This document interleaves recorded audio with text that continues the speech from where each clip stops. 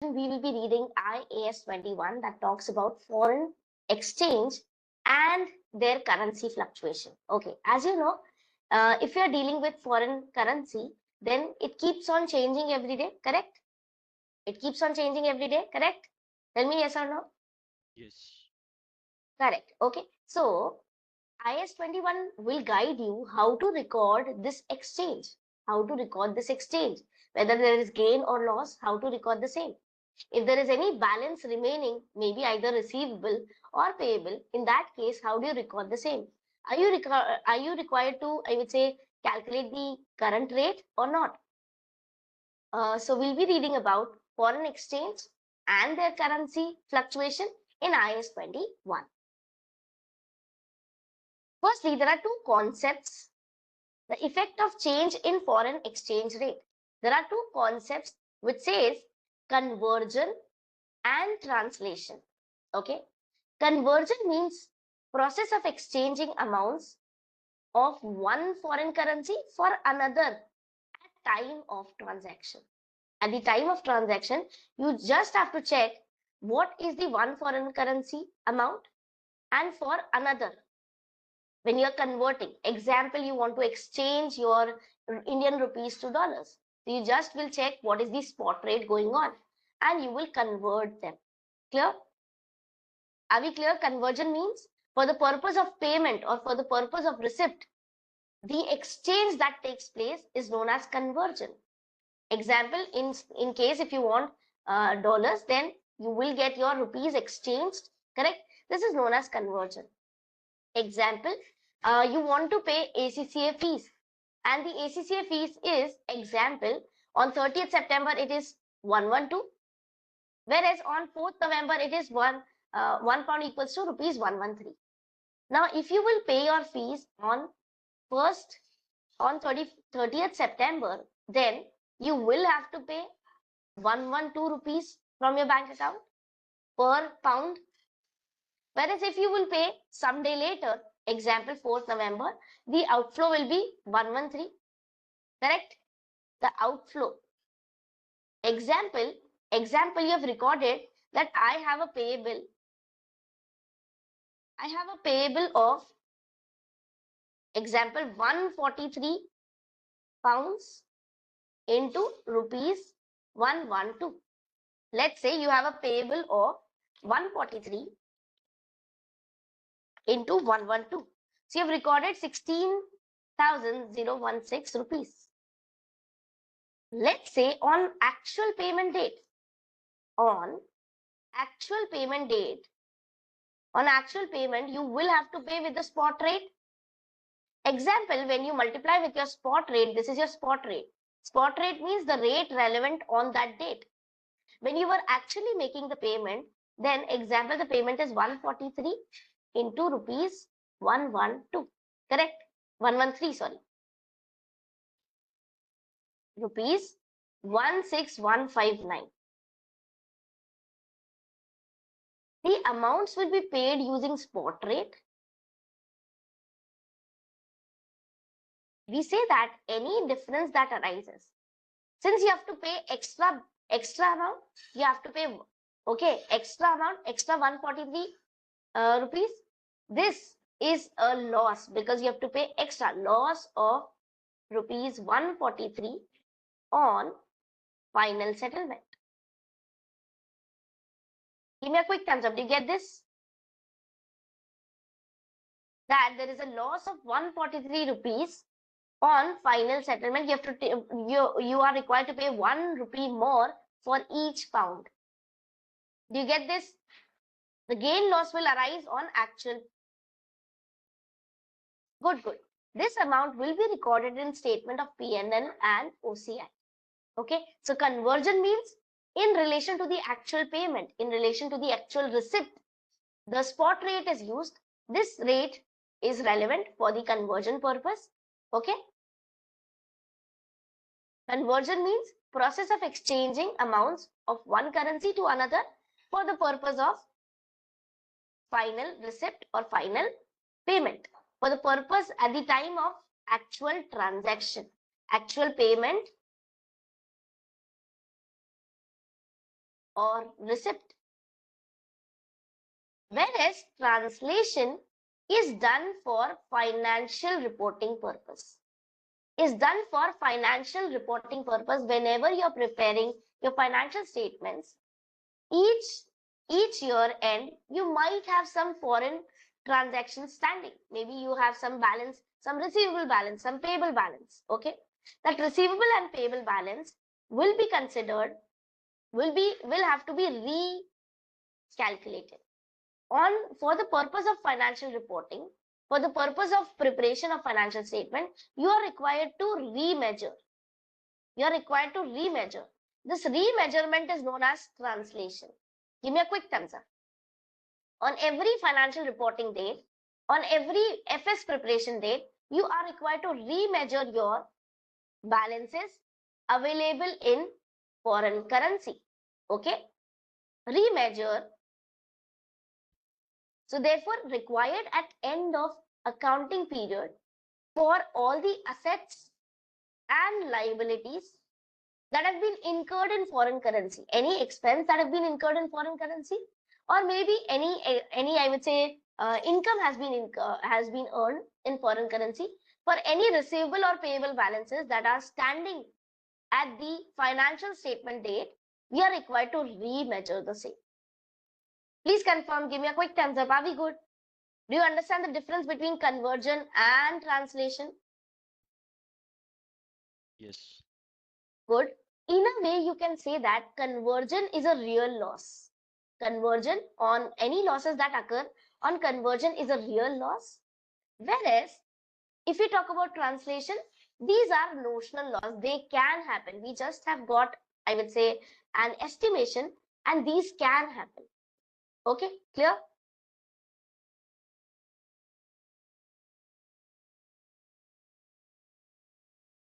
Okay. Now, what is foreign currency? Foreign currency is any currency other than functional currency. What is functional currency? Okay, in the country in which that company is working, okay, primary operations. Example, there is an Indian company and that Indian company is working in India and their primary incomes and expenses are done in Indian rupees. Example, the salaries are paid in Indian rupees, the rent is paid in Indian rupees, the basic income and expenses are done in Indian rupees. Then those will be known as primary operations of the country. Primary operations of the country. The currency of this country will be known as functional currency. Currency is known as functional currency. Basically, the base currency, ma'am, right? You can say the base currency. Yes. Base currency or Or local currency versus correct. the quote currency. Yeah. Correct. And in the above slides, when you mentioned that remeasure, so does that mean the reval PNL, revaluation, which No, happens period? not revaluation. No, not revaluation. Okay, Okay, I'll tell you with the help of example also. sure. Okay, we'll talk about translation in detail. So if you're talking about for functional currency is the base currency of the country in which that company is working. Example, a company is registered in Singapore and is working in Singapore, is paying their incomes and expenses, major salary, rent expenses are done in Singapore dollar. Then we'll say the Singapore dollar is the functional currency, the base currency, the currency related to primary operations. Okay.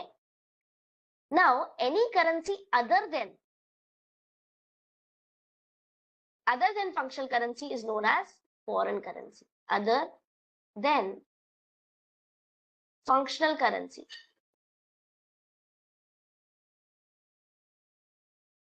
is known as foreign currency.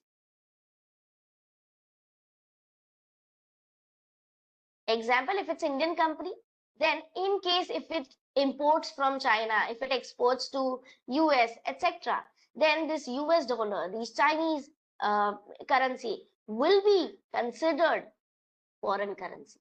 Okay, so this is your base currency and this is your foreign currency. Any currency other than functional currency will be known as foreign currency. Now what happens? We are required to prepare financial statements in functional currency, in the base currency, or you can say, or maybe in reporting currency. Generally, these are one and the same. Reporting currency. Okay. The financials are prepared in functional currency or in foreign currency, in reporting currency. Now, example, all your transactions are in Indian rupees. Example, all your transactions, all your debits and credits, okay, debit and credits. Example, all your debits and credits, each and every transaction is in Indian rupees. Suddenly, example, you have made an export in US dollar. Okay, can you pass a journal entry that, example, trade payable debit, okay, debit to revenue. Example, you have exported to US and you have to receive $10,000. Can you pass a journal entry $10,000 and $10,000 when your entire books of account has rupees as their functional currency? Tell me yes or no.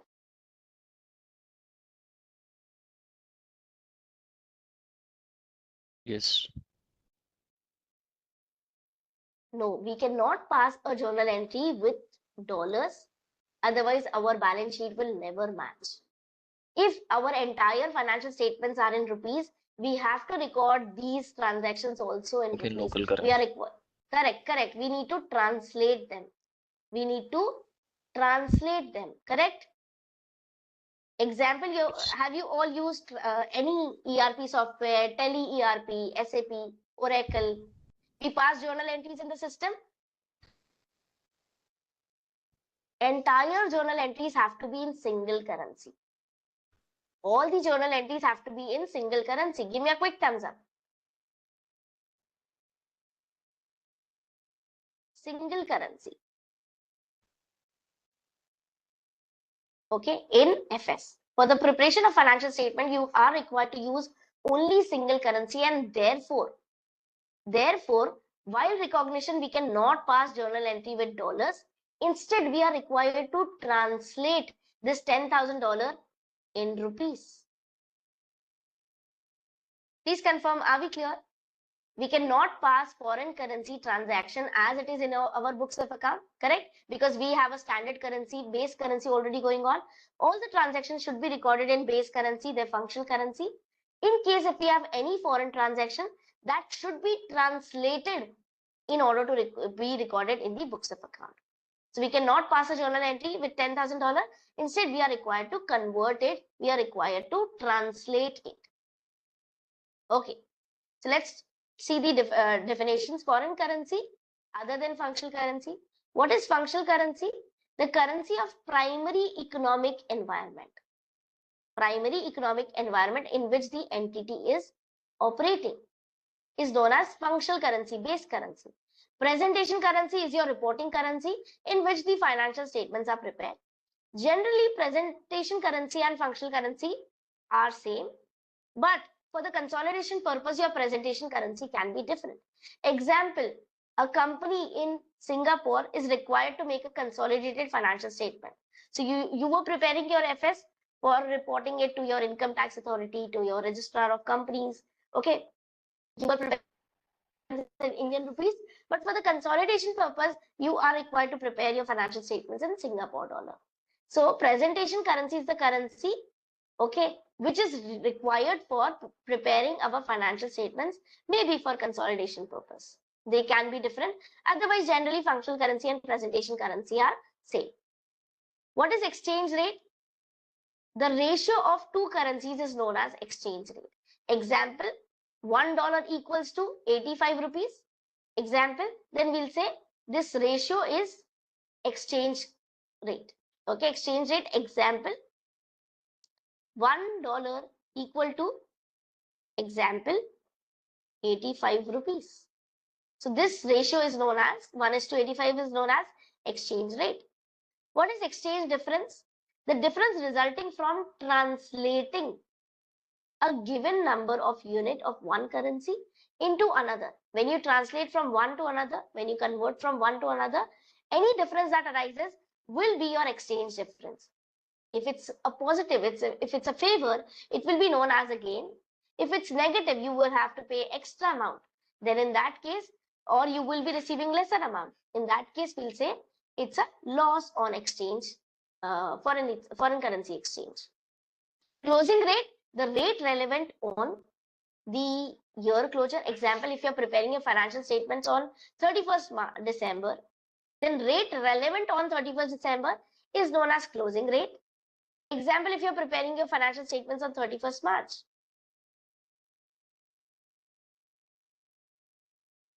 Okay, so the financial statements closing date, the rate relevant on that date will be considered as closing rate. Closing rate is the spot exchange rate at the year end date. What is spot exchange? At the date of transaction, when transaction is taking place. Example, the transaction was taking place on 4th November. Example, the transaction was taking place on 4th November. This 4th November will be considered as the rate relevant on 4th November will be considered as spot rate. Example, if today you are receiving your foreign currency amounts. So today, the date relevant will be considered as spot rate. Monetary items means units of currency held and assets and liabilities to be received. You know the exact fixed amount. We have learned about monetary and non-monetary transaction while reading IAS 38 intangible asset. Non-monetary means we are not confirmed how much will be the inflow. Monetary means we are fixed. If we know the fixed amount, then okay, what will be an inflow? Example, trade receivable, payables. Trade receivable and payable, we know the exact amount that will be an inflow because we have made a sale. But example of non-monetary transaction, example inventory. Inventory have been recorded at cost or NRV, whichever is lower, but we do not know the exact amount that will be an inflow. If you sell this inventory, you might get more amount, correct? It might be sold at a higher price. Also, we do not know when it will be sold. Example, property, plant and equipment. Example, patent, copyright. Okay, these are the non-monetary asset, the asset for which we do not know the fixed inflow. The inflow is not fixed. We do not know the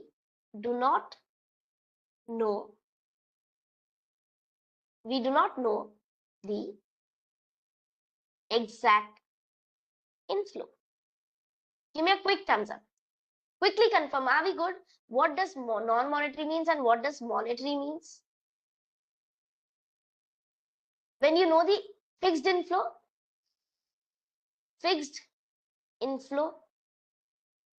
/ outflow, you will say those are monetary items. If you do not know the fixed inflow or outflow, you will say those are non-monetary items. I'm waiting for your confirmation. Please confirm, are we good with these definitions? Yeah. Good, Aman. Good, Bhavik. Can you give an example, like as we are talking about FX spot here, right? In terms of FX spot, the price will be known here, right? In terms of monetary items, how will define? Okay. Example, I'm just saying an example. You have recorded your inventory at $100. Now, when you actually make the sale, you do not know your inflow will be 110 or 112 or maybe 85. Correct? Yes. So we are saying that the inflow is not certain. We do not know the inflow exact amount. If you talk about property, plant and equipment, example, you have bought this property, plant and equipment at $100,000. Now you're not sure when it will be sold off. And if you sell this off, what amount will be an inflow? You do not know the exact amount of inflow, correct? Yeah, but we can arrive at the unrealized gain or loss, right? I mean, MTM. Definitely, yes, we do so. We estimate the same, we fair value the same, the differences are recorded. But if you are estimating, if you do not know the exact amount, those are termed as non-monetary items. The items for which you know the exact inflow, okay, right away, if you know the exact inflow, then those are known as monetary items. Clear, yeah. Thanks. Yeah, okay, sure. Now, each entity where an individual company or a parent of a group or an operation within a group, such as subsidiary, associate, etc., or a branch, should determine its functional currency and measure its results and financial position in that currency. Very important. Even when we'll be dealing with some questions, you have to identify what is your functional currency. And in case if the transactions are done in some foreign currency, you need to translate it to your functional currency. In case if any payments are being made, then you need to convert it to functional currency. Then only it can be recorded in our financial statements. We cannot pass journal entry with different currencies. If entire transactions are in rupees, we cannot pass a journal entry with any amount having dollar denomination. This is Swati Gupta, Chartered Accountant.